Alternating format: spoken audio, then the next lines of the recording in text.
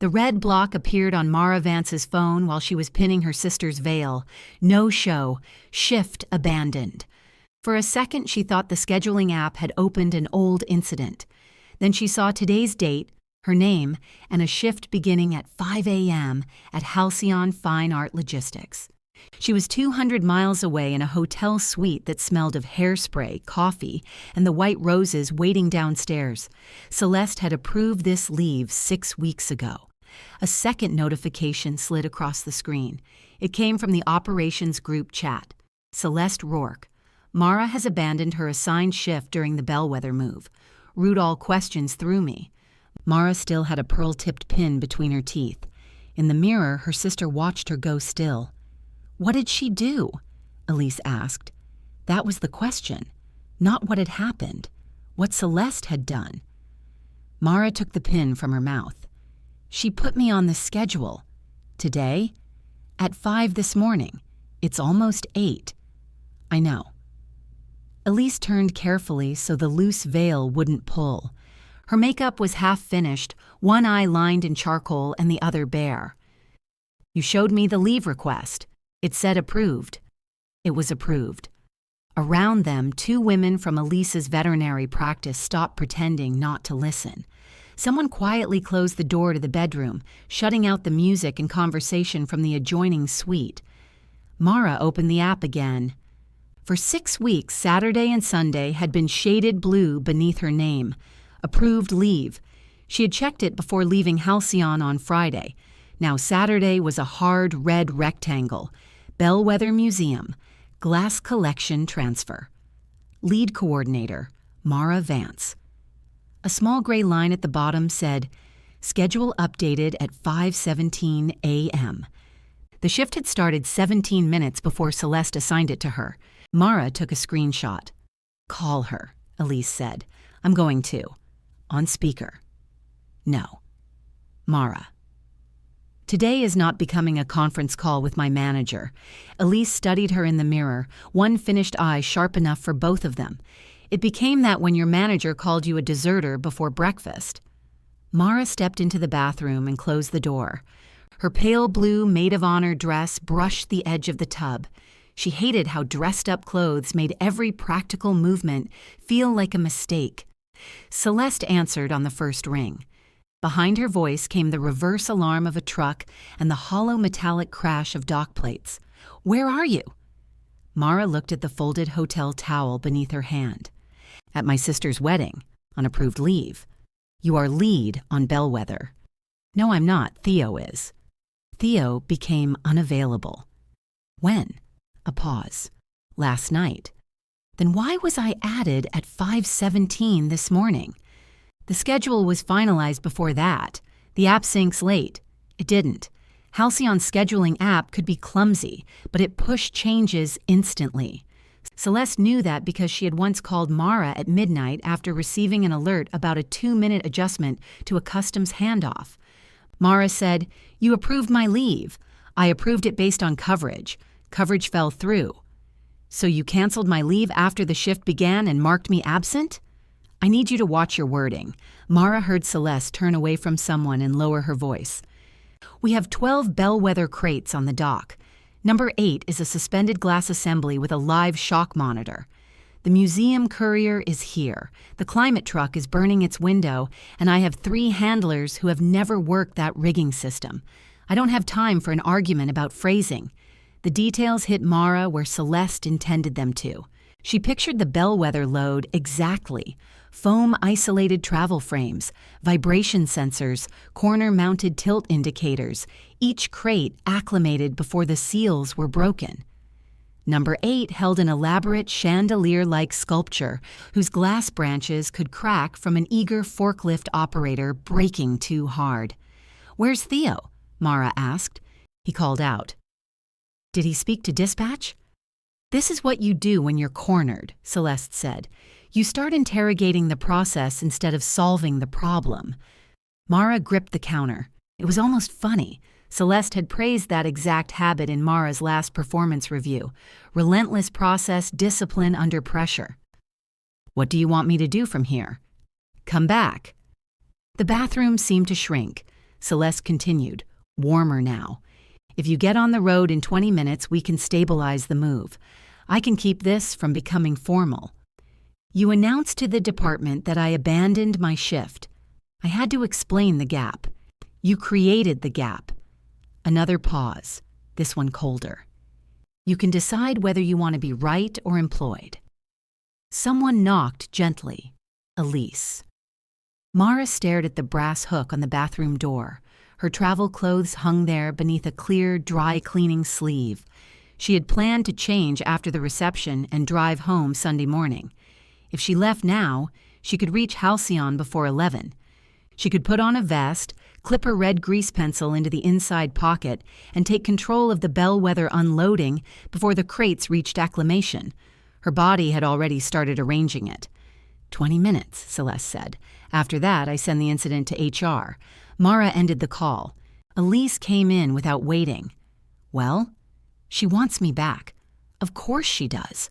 There's a suspended glass piece on the dock with an inexperienced crew. Is there anyone else in the company who knows how to move glass? That isn't the point. What is the point? Mara pulled the garment sleeve off the hook. Her flats were in the bedroom beside her overnight bag. The highway would be clear this early. If she called dispatch from the car, she could walk Nia through the stabilization checklist before she arrived.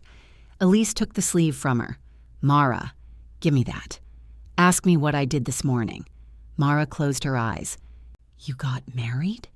Not yet. We're still in the one eyebrow phase. Ask. What did you do this morning?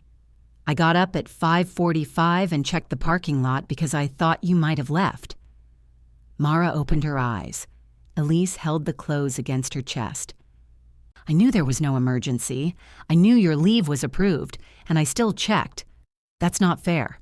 No, it's humiliating. The words landed harder because Elise didn't raise her voice. She stood there in a robe with one eye made up, holding Mara's sensible black pants like evidence. Mara said, if they damage that piece, then the people who scheduled the work answer for it. You don't understand how this business works.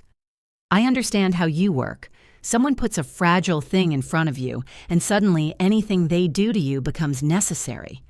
From the adjoining room came a burst of laughter, followed by the pop of a sparkling wine cork. Elise looked toward the sound, then back at Mara. Would going back make Celeste tell the truth? Mara's phone buzzed again. A direct message from Nia at dispatch. I'm sorry, she told us you confirmed. Before Mara could reply, the message disappeared. Nia had unsent it.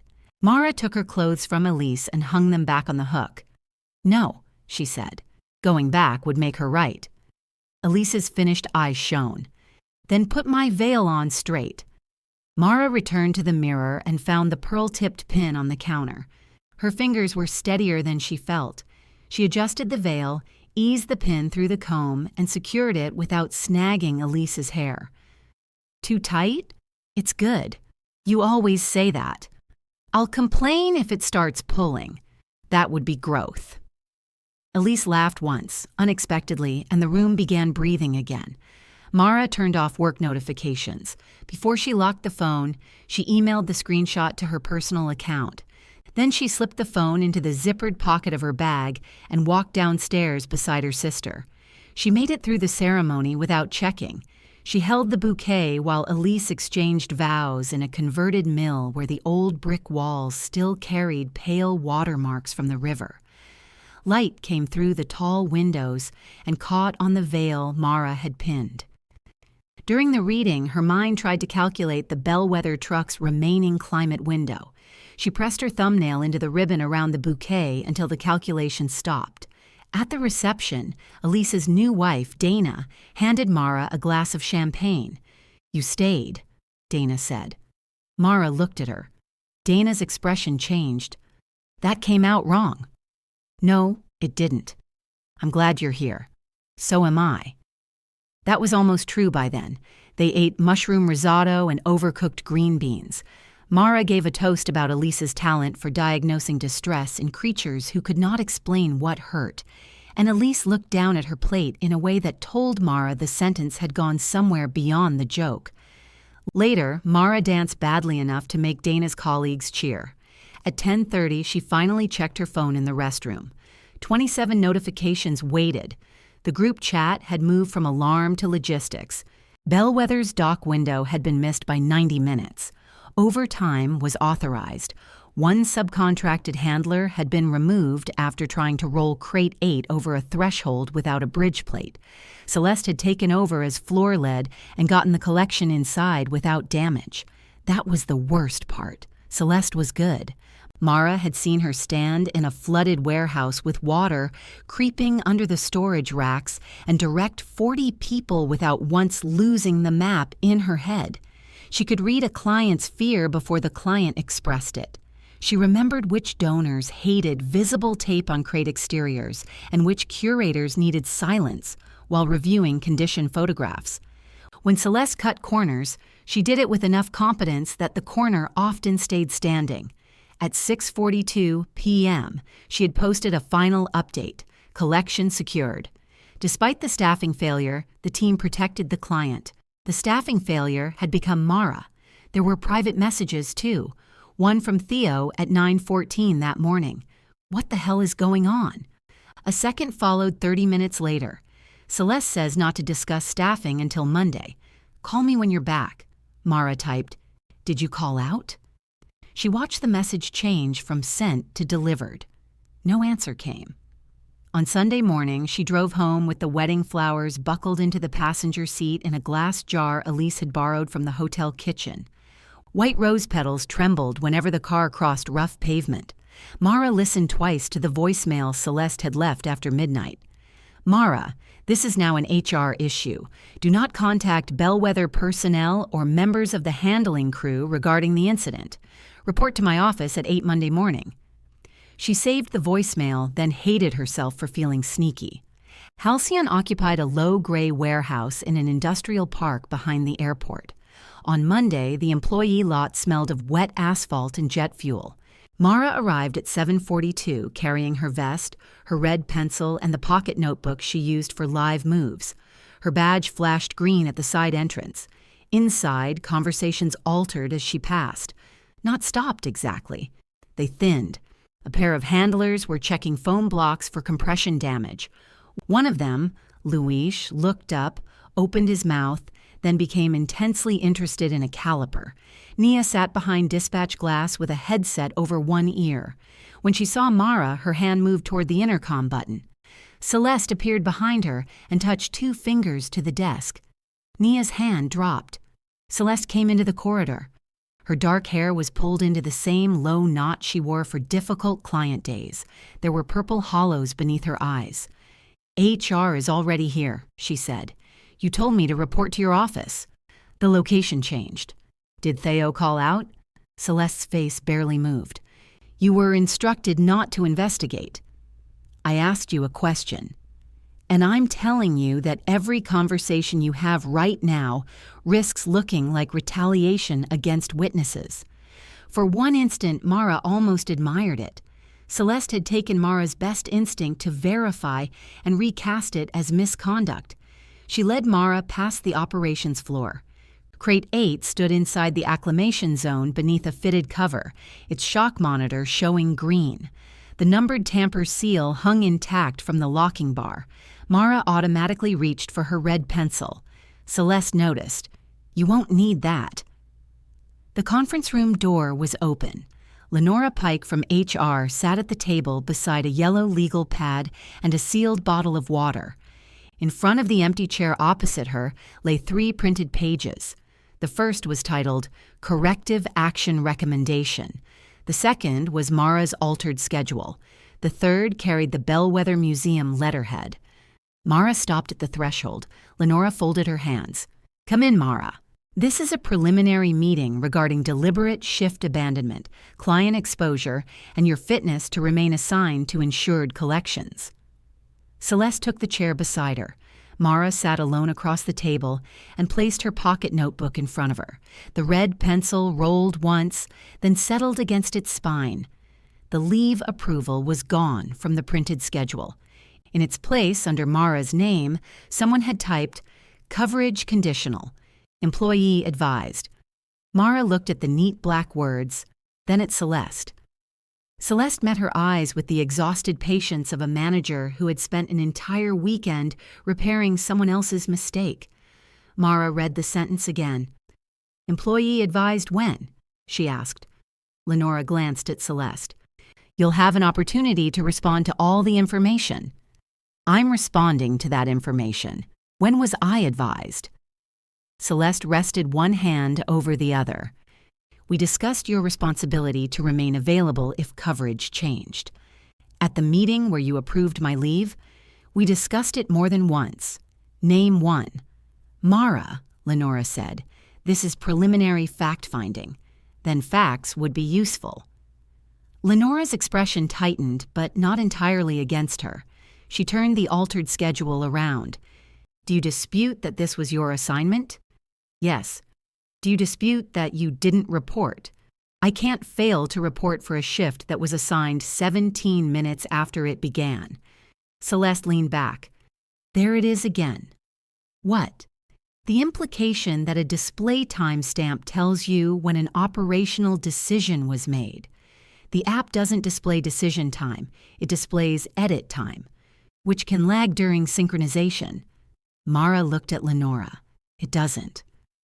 "You're not in systems administration," Celeste said. "Neither are you." Lenora uncapped her pen. "Do you have documentation that the leave was approved without conditions?" Mara opened her phone and found the email she had sent herself on Saturday. She turned the screen toward Lenora. The screenshot showed her name, Saturday and Sunday shaded blue, and approved leave beneath both dates. The time at the top of the phone read 4:48 p.m. Friday. Celeste's eyes touched the image and moved away. Lenora copied something onto her pad. "Can you send this to me?" "Yes." "It proves the schedule looked that way Friday afternoon," Celeste said. "It doesn't prove Mara wasn't notified afterward." "Was I notified afterward?" "I left you a voicemail. After midnight Saturday, after you marked me absent, I attempted to call that morning." Mara opened her recent calls. One incoming call from Celeste at 8:03, the call she had answered. Nothing earlier. Lenora held out her hand. Mara passed her the phone. She scrolled without touching anything else, then wrote another line. Celeste's jaw shifted. "What is this?" Mara asked, pointing to the page with bellwether letterhead. "A request for a written incident review," Lenora said. "From whom?" "Dr. Simone Avery, the collections administrator." Mara knew Simone. She wore white cotton gloves only when an object required them, mistrusted decorative clipboards, and could detect an uncalibrated humidity sensor from across a room. During the bellwether planning walks, she had asked Mara to explain every point where a crate changed hands. She cared less about confidence than traceability. "What did you tell her?" Celeste answered. "That the assigned lead failed to appear, and we deployed an alternate team." "You told the client I abandoned the move?" "I told the client what happened." Lenora slid the letterhead page closer to Mara. It wasn't an accusation. Simone had requested confirmation that Saturday's staffing substitution had not compromised the museum's insurance requirements. The language was controlled, but one phrase had been underlined in blue ink: assignment authorization history. Mara looked up. "Has anyone given her the authorization history?" "That's outside the purpose of this meeting," Celeste said. "It appears to be the purpose of her letter." Lenora placed her pen across the legal pad. "Mara, walk me through your understanding of the coverage arrangement." Mara did. She kept it narrow. She had submitted the leave request 6 weeks earlier. Celeste had delayed approving it until Mara named an experienced coordinator. Theo agreed to cover. During the Wednesday staffing meeting, Celeste approved the leave in the app while Mara and Theo were present. "Which Wednesday?" Lenora asked. "May 14th. Celeste gave a short breath through her nose. "You remember the date of a routine staffing conversation from 6 weeks ago?" "I remember what we were working on." "Of course you do." Mara opened her pocket notebook. The pages were dense with crate numbers, temperatures, initials, and terse reminders. She found May 14th by the black tab she used to mark the beginning of each work week.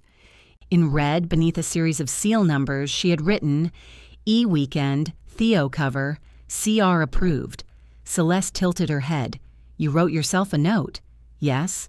That is an approval. No, it's a note made when you approved it. Convenient. Mara's fingers tightened around the page. She could feel the old reflex rising, the one that told her to make herself smaller so the room could stay functional. Lenora looked from the notebook to Celeste. Was Theo at the meeting? I don't remember. You just said we discussed conditions more than once, Mara said. I manage 32 people. I don't preserve every hallway exchange as sacred text. It wasn't a hallway exchange. You had your laptop open. Theo complained that the bellwether vibration training overlapped with the Arden House installation, and you said you'd move the refresher to Thursday. Celeste stared at her. Mara knew that stare. It had stopped drivers, vendors, and one deputy director of a private foundation. Usually it meant Celeste was deciding whether the other person deserved rescue. You've had 2 days to construct this, Celeste said. Mara touched the red pencil beside the notebook. I had 2 days to attend a wedding. Lenora pushed the corrective action page toward her. I'm placing you on unpaid investigatory suspension while we review the records and interview the relevant employees. This is not a final determination. How long? I expect no more than 10 business days. Mara thought of her mortgage payment, the fee still sitting on her credit card from having the maid of honor dress altered, and the transmission noise her car had developed on the drive home. Am I being asked to sign this? Only to acknowledge receipt. At the bottom, above the signature line, the form said the employee acknowledged receiving notice of allegations. It did not say she agreed with them. Still, Celeste had once taught her that signatures outlived explanations. Mara wrote, received under dispute, requested preservation of scheduling audit history beside the line. Then she signed and dated it. Celeste looked at the added sentence. That's unnecessarily adversarial. So, is changing my leave to a no-show? Lenora collected the pages. You may take your personal belongings, but you cannot access company systems or communicate with staff or clients about this matter during the investigation. Does that include responding if someone contacts me? Forward any communication to me. Will I have access to the evidence before the disciplinary meeting? If we proceed to one, will you preserve the app's edit history? Lenora hesitated for half a beat. I'll ask IT what is retained. Mara slid the red pencil back into her vest pocket. Ask them not to overwrite anything while they find out. Celeste smiled without warmth. You don't get to direct the investigation. No, Mara said. I get to remember what I asked you to preserve. The corridor seemed longer on the way out. Nia kept her eyes on the dispatch monitors. Luis gave Mara a tiny nod. It was so cautious that it hurt more than avoidance would have. At her locker, Mara removed a spare sweatshirt, 2 protein bars, a roll of antacid tablets, and the ceramic mug Elise had given her that said, "Objects in mirror are someone else's problem." Celeste had laughed the first time she saw it. Theo was waiting near Mara's car. He stood with both hands in the pockets of his work jacket, shoulders rounded despite the heat. Theo was built like someone who should enjoy moving furniture and had spent most of his career proving that careful work was not the same as slow work. I'm not supposed to talk to you, he said. Then don't. He glanced toward the warehouse doors. You asked if I called out. I did. I didn't. Mara put the mug in the passenger footwell so she wouldn't drop it. Where were you? Arden House. Celeste moved me there Thursday afternoon.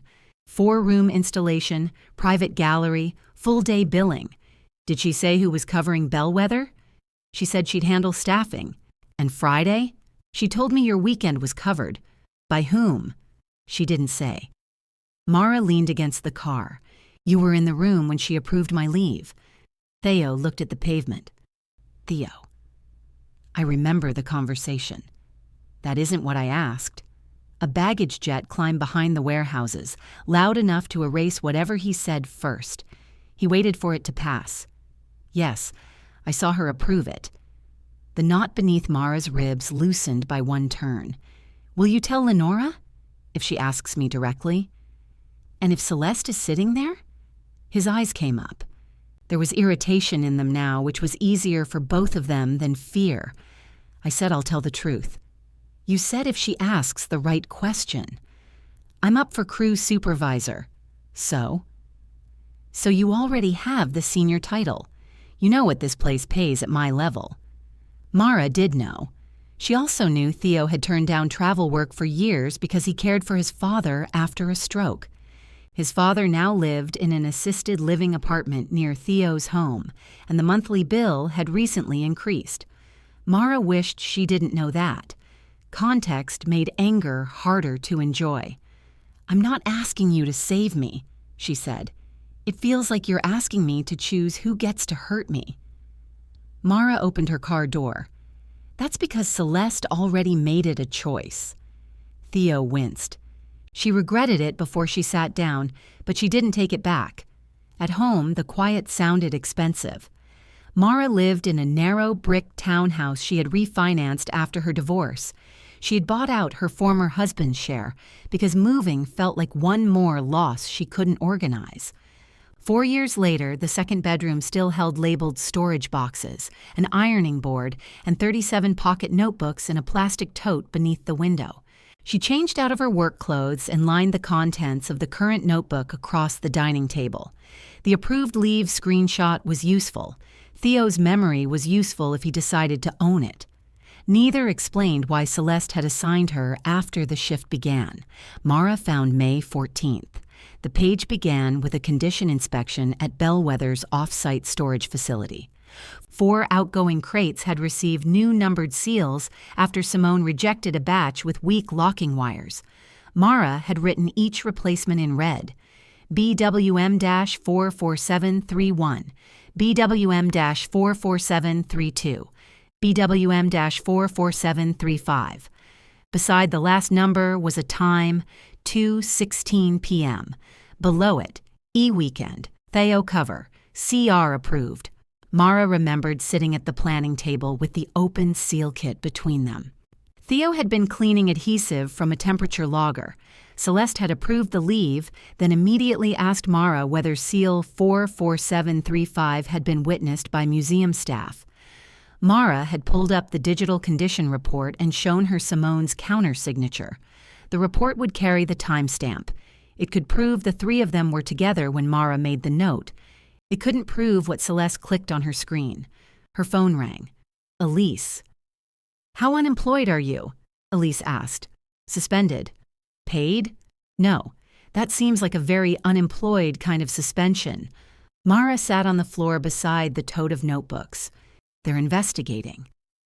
Who's investigating the investigator? HR. Ah, the department that sends birthday emails at 4 in the afternoon. Despite herself, Mara laughed. Elise went quiet. Did you leave because I said what I said? They made me leave. I mean the meeting. Did you keep your mouth shut because you were thinking about me? No. Was that a truthful no? It was an efficient no. Dana and I can cover something if this drags out. Mara looked toward the kitchen, where a stack of unopened mail leaned against the fruit bowl. It won't. You don't know that. I'm not taking money from you 3 days after your wedding. You gave us a mixer powerful enough to knead concrete. That was on your registry. I put it there as a joke. You shouldn't joke in list form. Elise laughed, but her voice softened when she said, You stayed. Let that count for something before you turn it into another invoice. After they hung up, Mara emailed Lenora the Friday screenshot. She attached a formal request for the original scheduling record, the audit history for her leave and bellwether assignment, dispatch call logs, and the policy governing changes to approved leave.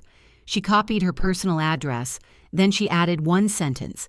Until the investigation is complete, please communicate with me in writing. Lenora replied 40 minutes later. Received. Celeste replied 6 minutes after that. copying Lenora. Your attempt to contact Theo Grant in the parking lot today has been reported and may constitute interference with an active workplace review. Mara read it twice. Theo had reported the conversation, or Celeste had seen them through the loading bay windows. Either way, she was adapting faster than Mara could document her footing. A second email arrived from Lenora before Mara could answer. The formal disciplinary meeting was scheduled for Thursday at 10. Due to the client risk allegation, Dr. Simone Avery of Bellwether Museum would attend. Mara looked down at the red seal number in her notebook. Then she opened a clean page and wrote the first question Celeste had still not answered. Who assigned the shift at 5:17? Mara answered Celeste's email with 3 sentences. Theo approached me in the employee parking lot after I was placed on suspension. He volunteered that he had not called out and had been reassigned to Arden House.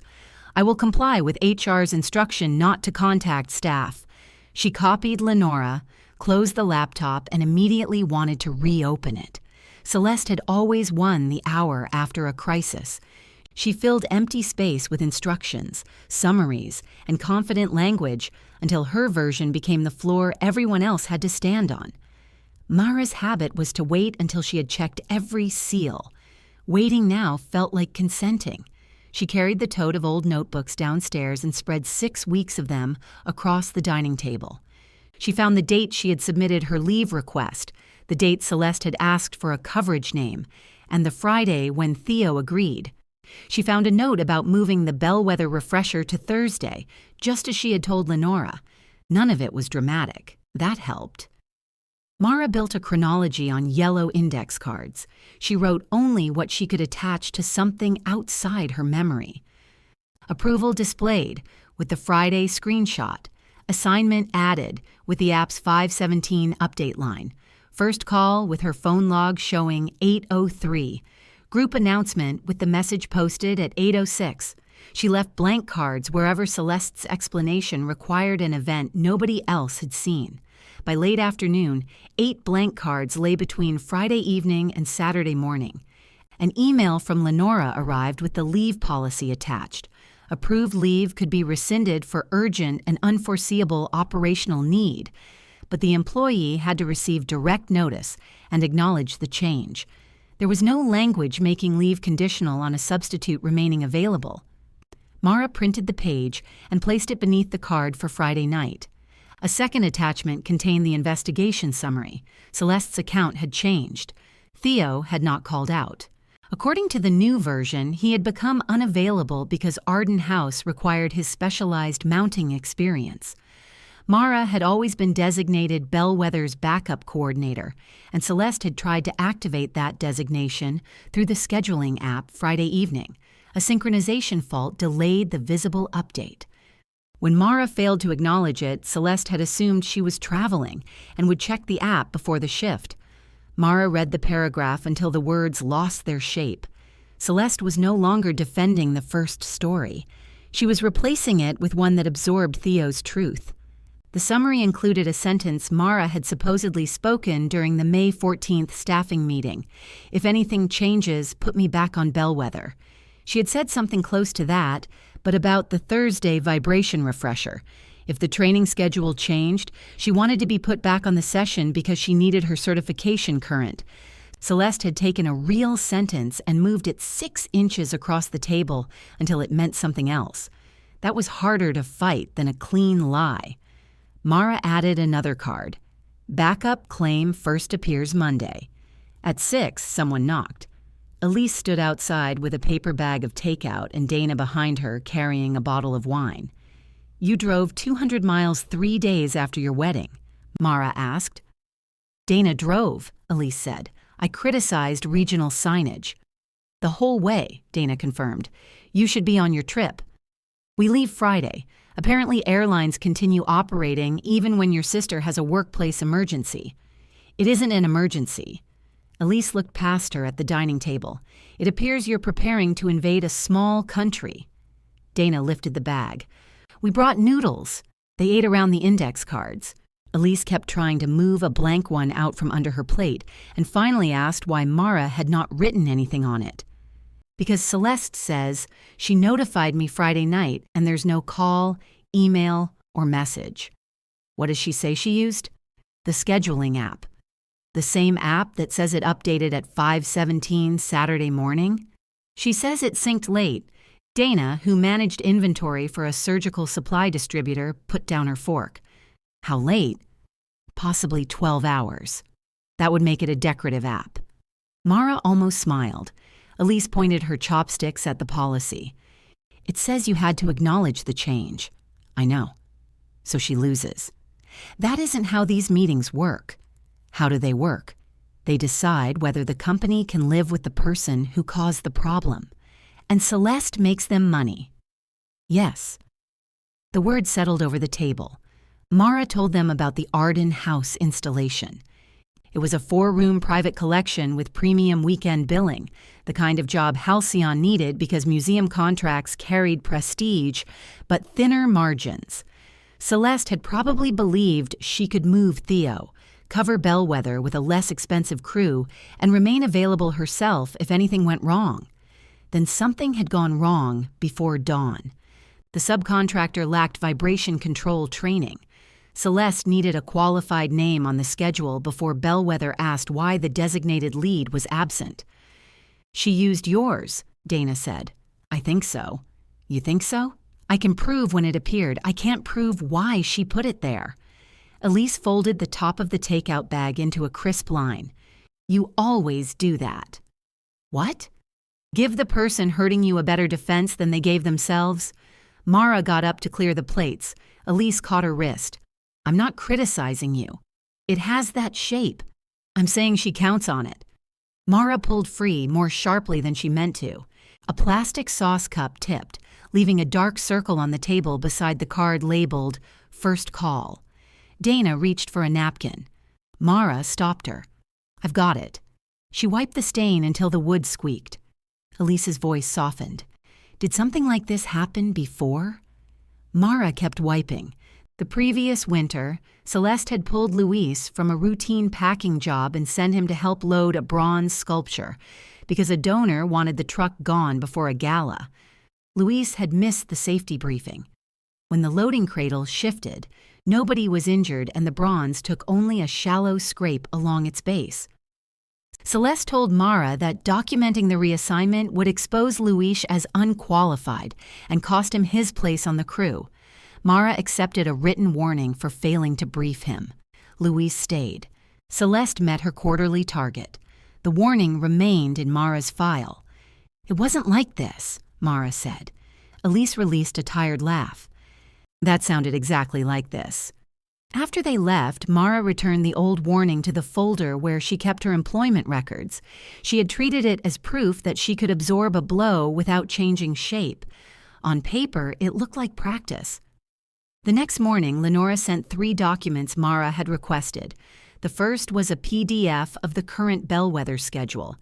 It showed Mara as lead, with a small asterisk beside her name, and no history of when the assignment had been entered. The second was the dispatch call log. At 4:51 a.m., Nia had called Celeste regarding the missing trained coordinator. At 5:02, Celeste called the subcontracted crew lead. At 5:14, Nia called Celeste again. At 5:18, Celeste instructed dispatch to record Mara absent. Mara circled the sequence in red. Celeste had ordered the absence 1 minute after the schedule changed. The third document was a statement from Nia. I was told at approximately 5:18 a.m. that Mara Vance had confirmed the Bellwether assignment and failed to report. I did not speak with Mara before entering the absence code. Mara read the statement twice. Nia had given Lenora exactly what happened without naming it. At the bottom, beneath her signature, she had included the dispatch terminal's transaction times. The no-show code had been entered at 5:21 under Nia's login. A manager authorization field beside it contained Celeste's initials. The card for Saturday morning no longer needed to be blank. Mara emailed Lenora to confirm receipt and asked whether IT had preserved the audit history. Lenora replied that she had requested all available records. Mara asked whether that included historical edits rather than the current schedule. There was no answer. An hour later, Theo forwarded an email to Mara and Lenora simultaneously. Celeste had sent it to him Monday afternoon, with a prepared statement attached. The statement said Theo had informed Celeste late Friday that he was unable to cover Mara's shift and understood Mara would resume responsibility. All he had to do was sign it. Theo's message contained one line: "This is not accurate, and I will not sign it." Mara sat back from the screen. It was the first thing anyone had risked for her. She did not thank him directly. She forwarded the message into her evidence folder and wrote to Lenora, "Please add this to the record." Celeste's response arrived 11 minutes later. Draft language was provided to assist an employee who expressed difficulty organizing his recollection. Characterizing routine witness support as coercion is inappropriate. Mara hadn't characterized it at all. That night, her access to Halcyon's benefits portal stopped working. Payroll told her the suspension status had triggered an automatic lock and promised to restore it. The mortgage payment cleared the next morning. Her checking balance fell low enough that she moved money from the account she used for car repairs. Then Bellwether removed her name from 2 upcoming moves. The notices were automated, clean, and polite. Mara stared at them longer than she had stared at the suspension letter. Those jobs had been scheduled months ahead. One included a courier run to Philadelphia that Simone had requested Mara for specifically. Client confidence, once interrupted, did not wait for an internal investigation to heal. On Thursday morning, Mara dressed as if she were attending a condition review. Charcoal pants, white shirt, flat shoes. She clipped the red pencil inside her vest, then removed the vest and folded it into her bag. Wearing it into HR's conference room felt like costume. She brought the current notebook, the May 14th notebook, the leave screenshot, the policy, the dispatch logs, Nia's statement, and Theo's email. The yellow index card stayed home. She had reduced the chronology to 1 page. At 9:54, Lenora opened the side entrance for her. "You received everything I sent?" Mara asked as they walked. "Yes." "The app history?" "I received records from operations." "That wasn't my question." Lenora stopped outside the conference room. She looked more tired than she had Monday. "Celeste has represented that the platform does not retain prior schedule states in the ordinary manager view." "Did IT confirm that?" "We're going to discuss the documentation in the room." Celeste was already seated. A binder lay open before her, each page separated by colored tabs. She looked composed, but she had bitten one thumbnail down to the quick. Simone Avery sat beside Lenora's empty chair. Her silver hair was pulled back, and a pair of narrow glasses rested low on her nose. An open laptop waited in front of her. "Mara," she said, "Dr. Avery." "Simone is fine." Mara took the chair across from Celeste. She placed her 2 notebooks on the table and lined up the edges. Lenora began with the allegations. Celeste listened with a solemn expression, as if hearing them for the first time. Then she spoke for nearly 20 minutes. She described the Bellwether move, the fragile suspended glass assembly, the loss of Theo, and the operational need to activate Mara as backup. She acknowledged approving Mara's leave, but insisted the approval depended on qualified coverage. She said she had updated the schedule Friday evening, attempted contact, and believed Mara had knowingly chosen not to respond. "When did you attempt contact?" Mara asked. "Please let her finish," Lenora said. Celeste slid a printed page towards Simone. "The important point is that I assumed direct control and preserved the collection. Halcyon absorbed the delay and overtime. The client suffered no object loss." Simone did not touch the page. "My concern includes the accuracy of the assignment record. The record is accurate." "Was it accurate at 4:51 Saturday morning when dispatch first called you?" Celeste's thumbnail disappeared beneath her other hand. "The app was still synchronizing." Mara laid down her Friday screenshot, then Nia's call log. At 4:48 Friday afternoon, my leave was approved. At 5:17 Saturday morning, the schedule updated. At 5:18, Celeste told dispatch I had confirmed an assignment. At 8:03, she called me for the first time. Celeste opened her binder to a blue tab. You're treating separate system timestamps as a single authoritative sequence. The manager interface does not retain every intermediate action. Simone looked over the top of her glasses. The manager interface doesn't. The room went quiet. She turned her laptop slightly so Lenora could see it and signed into Bellwether's client portal. Our service agreement requires traceable assignment authorization for insured moves, she said. The client view retains the audit trail. Celeste's face changed before the page loaded. Simone opened the Bellwether move, selected staffing, and clicked a small link labeled Change History. Rows appeared beneath Mara's name, May 14th, 2:18 p.m. Leave approved. Authorized by C. Rourke. Saturday, 5:17 a.m. Approved leave revoked. Lead assignment added. Authorized by C. Rourke. Saturday, 5:21 a.m. Status changed to no-show. Authorized by C. Rourke. Beside HR, the external client quietly turned the laptop so everyone at the table could see. The app had remembered every edit. Celeste stared at the screen as if the rows might rearrange themselves out of professional courtesy. Lenora leaned closer. Is there another Celeste Rourke with authorization access? No. Then explain this. Celeste took off her glasses, though Mara had never seen her wear them. She folded them and set them precisely on the binder. The record was corrected after dispatch identified a staffing discrepancy. Simone's hand remained on the laptop. Corrected from what? From an incomplete assignment roster. You revoked approved leave after the move began. I activated an employee who remained qualified and available as emergency backup. I was in another city, Mara said. You had not informed me you were unreachable. I informed you I was at my sister's wedding. Celeste turned to Lenora. This is what I meant about language. The audit uses revoked for any change to a leave block. That label doesn't capture the operational context. Lenora pointed to the next row. What context does no-show fail to capture? We had no lead coordinator. You had no lead coordinator on the schedule, Mara said, so you put me there. We needed the record to reflect assigned responsibility. Whose responsibility? Celeste's gaze found hers. You were the senior coordinator certified for that load. So were you. I was managing the entire response. At 5:17, there wasn't a response. Dispatch was still asking where the coordinator was. Lenora lifted Naya's statement from Mara's packet. At 5:18, you told dispatch that Mara had confirmed the assignment. Had she? Celeste looked at the statement and seemed to recognize the first thing in the room she had not prepared for. Nia was under considerable pressure. That isn't an answer, Lenora said. The wording may have been imprecise. You gave her the wording. I gave her my understanding.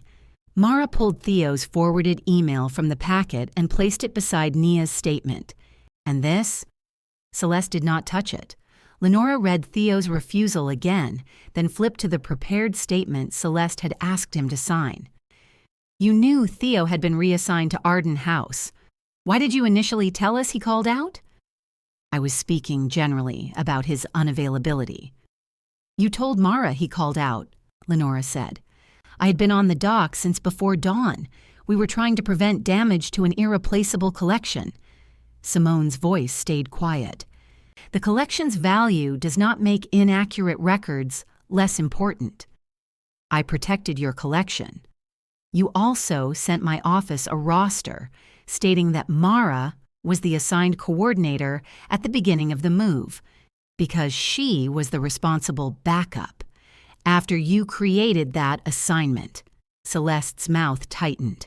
You're interpreting a dynamic staffing tool as if it were a notarized document. Simone clicked another tab.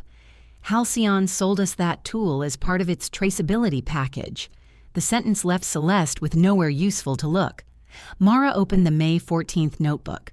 Her red pencil had pressed hard enough that the entries left shallow tracks on the next page. Seal 44735, she said. The replacement was witnessed at 2:16 that afternoon. Simone entered the number in the portal. The condition report appeared with Mara's signature and Simone's counter-signature. The upload time was 2:16 p.m. Mara placed the notebook beside the laptop. Under the seal number sat the coverage note she had made before the pencil left her hand. E-Weekend Theo cover. CR approved. The leave approval was entered 2 minutes later, Mara said. Same table, same meeting, same notebook. Simone looked at the handwriting. I remember the seal kit.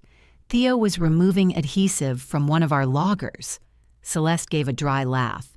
So now a pencil note is conclusive? No, Mara said. The audit trail is conclusive. The note is why you could never make me forget what happened. Celeste's face lost its practiced patience. You want this to be simple because simplicity favors you, she said. You submitted leave during the most important client move of the quarter. I approved it because Theo agreed to cover. Arden House expanded its installation at the last minute. If we had refused, we would have lost the account. If we canceled Bellwether, we jeopardized the renewal. I had 2 qualified coordinators, 3 simultaneous commitments, and a labor budget that had already been rejected twice. Then you were understaffed, Mara said. I was operating the department I was given. You created 1 extra person on the schedule by using my name. I expected you to answer. I did answer. I expected you to come back. There it was, more honest than anything Celeste had placed in the binder. Mara felt Elise's clothes in her hands again, the clear sleeve crackling between them. She saw the hotel bathroom, the brass hook, the unfinished eye in the mirror. You thought I'd leave the wedding, she said. Celeste's silence lasted just long enough. You have always understood what the work requires. You understood what I would sacrifice. I trusted your judgment. No. You used my habits as staffing. Lenora set her pen down. Celeste, did you change Mara's approved leave to a no-show to conceal the absence of a qualified coordinator? I changed the schedule to reflect the person I believed should have taken responsibility. That wasn't the question. Celeste looked at Simone, perhaps hoping competence could still speak privately to competence. The collection came through without damage. Simone closed the condition report but left the audit history visible. Because Nia stopped the subcontractor at the threshold. Because Luis found a bridge plate. Because you arrived and took control. Those things are true. Celeste sat a fraction straighter. So is this, Simone said, touching the no-show row. You don't get credit for the rescue by falsifying who caused the danger. Celeste's shoulders lowered. For the first time, she looked tired rather than composed. The distinction did not make Mara feel better. It made Celeste look like the woman who had once brought coffee to an overnight customs hold and slept for 20 minutes against a roll of bubble wrap. The woman who could identify 5 kinds of packing foam by touch. The woman Mara had admired enough to imitate. Lenora asked Simone for a printed copy of the audit. Simone emailed it instead directly to Lenora and Mara. Celeste watched Mara's phone receive the message. You copied an employee during an internal investigation, she said. I copied the person whose client assignment record we were discussing. Lenora straightened the pages in front of her. This meeting is suspended. Celeste, you are relieved of staffing and system authorization duties effective immediately. Remain available while I consult operations leadership. Celeste looked at Mara. You understand what this will do to the department. The old reflex moved inside Mara, but this time it had nowhere to attach. I understand what you did to it. Celeste gathered her binder. One colored tab caught against another and bent. She smoothed it twice before leaving. Simone stayed while Lenora explained that Mara's own suspension would remain administratively active until the company completed its review. The phrase made Mara laugh once. I'm still suspended? With the underlying facts now in dispute, they were always in dispute. Lenora accepted that without defending herself. "You're right." Mara put her notebooks back in her bag. "I want the no-show removed today. I want the abandonment announcement corrected in the same group where Celeste posted it. I want Bellwether told that the roster you received was altered after the shift began. We'll issue appropriate corrections. Those are the corrections." Lenora wrote them down. Simone closed her laptop. "For what it's worth, I requested you be removed from upcoming moves while the abandonment allegation was open. I'll request reinstatement when Halcyon corrects the record." Mara nodded, though the admission stung. "I would have done the same in your position," she said. "I know," Simone replied. "That's why I'm telling you myself." Outside, Mara sat in her car without starting it. Her vest was folded in the bag beside her. She took out the red pencil and found a nick in the painted wood near the sharpened end. She had made it months earlier by dropping a crate latch on it. She turned it between her fingers until her phone vibrated. A new message appeared in the operations group. "Lenora Pike. Correction to Saturday's Bellwether update.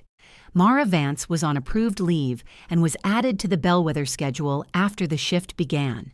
Her absence was incorrectly classified as a no-show. The prior statement that she abandoned an assigned shift is withdrawn." For several seconds, nobody reacted. Then Louis added a thumbs up. He removed it almost immediately, then posted it again. Nia wrote, "Thank you for correcting the record." Theo said nothing. Mara took a screenshot, set down the phone, and started the car. The investigation lasted 19 days. Halcyon restored her system access after the first week and asked whether she would return provisionally under a different manager. Mara declined.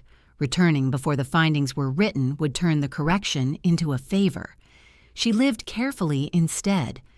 Elise sent grocery store gift cards disguised inside increasingly insulting greeting cards. Mara used one and mailed the rest back. Dana quietly paid for dinner every time the three of them met, and Mara allowed it twice before threatening to order lobster. Lenora interviewed the Bellwether crew, dispatch, and the Arden House team. Luis told her about the missed safety briefing and the bronze scrape. He came to Mara's townhouse afterward with her ceramic mug from the locker room. "I should have told them when it happened," he said. "Yes." He looked down at the mug. "I thought you were protecting me." "I thought so too." "Wasn't that why?" "It was part of why." He held the mug out. "I'm sorry." Mara took it. The handle was warm from his hand. "I don't know what to do with everybody being sorry after," she said. "Me neither." "That's honest, at least." The final report found that Celeste had falsified the timing of Mara's assignment, directed dispatch to record a no-show without contacting her, provided an inaccurate explanation to HR and Bellwether, and attempted to shape Theo's statement. It also found that senior operations leadership had rewarded Celeste for labor savings, while repeatedly denying her requests for another certified coordinator. Celeste was offered termination or demotion into a non-supervisory project estimating role. She chose the demotion. She forfeited her annual bonus and lost all authority over staffing, attendance records, and disciplinary recommendations. Halcyon's operations director kept his title. That part surprised Mara less than she wished it did.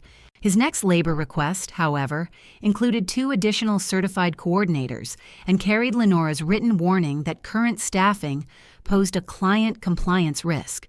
Bellwether required independent review of schedule changes connected to its insured moves. Any attempt to revoke approved leave after a shift began now required HR authorization and an acknowledged notice from the employee. The audit link was added to Halcyon's own manager view. Mara's lost wages were restored. The old warning from the bronze incident was removed after Luis and 2 handlers confirmed the reassignment. Bellwether returned her to the Philadelphia courier run. Lenora asked Mara to come back as senior coordinator. Mara returned the offer with track changes. She wanted written authority to reject unqualified staffing without being overruled verbally. She wanted direct escalation access to client administrators when chain of custody requirements were at risk. She wanted leave approvals to remain final unless she personally acknowledged a change. She also wanted a salary adjustment for the compliance responsibilities Halcyon had been letting her perform under a coordination title.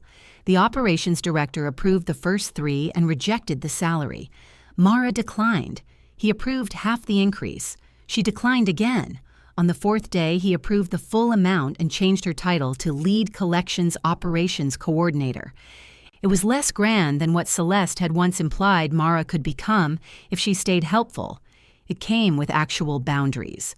Theo received the crew supervisor promotion 3 months later. He and Mara worked well together, though the ease between them did not entirely return. Nia stopped unsending messages. Luis became almost aggressively precise about briefings. Some co-workers avoided Mara as if truth were contagious. Others told her they had always suspected something, which was worse. She learned to let a strained silence remain strained instead of rushing to make it comfortable. She saw Celeste occasionally in the estimating office. Celeste wore softer clothes there and spent her days calculating crate construction, travel hours, and insurance surcharges. Her estimates were excellent. One evening, they met at the vending machines after most of the warehouse had emptied. Celeste selected black coffee. The machine dispensed hot water and no cup. She stared into the empty slot. "That feels editorial." Mara took a paper cup from the stack on top and handed it to her. "Thank you," Celeste said. Mara waited.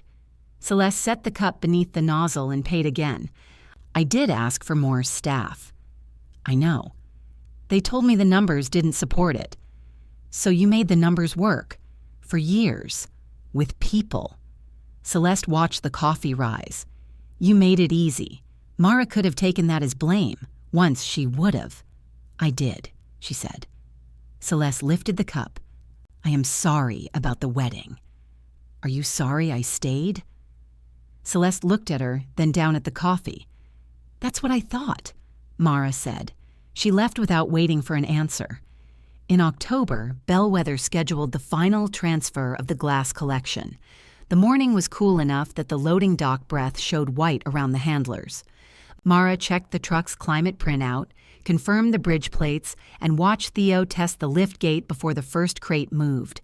Crate 8 came last. Its shock monitor was green.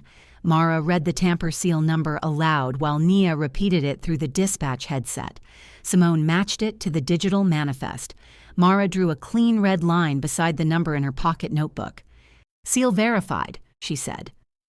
Simone countersigned the handoff at 4:37 p.m. The pencil went back into Mara's vest. Her phone showed a message from Elise asking whether dinner at 7 was still real or merely aspirational. Mara looked once at the secured crate, handed Theo the dock clipboard, and typed back, "Real. I'm leaving at 5.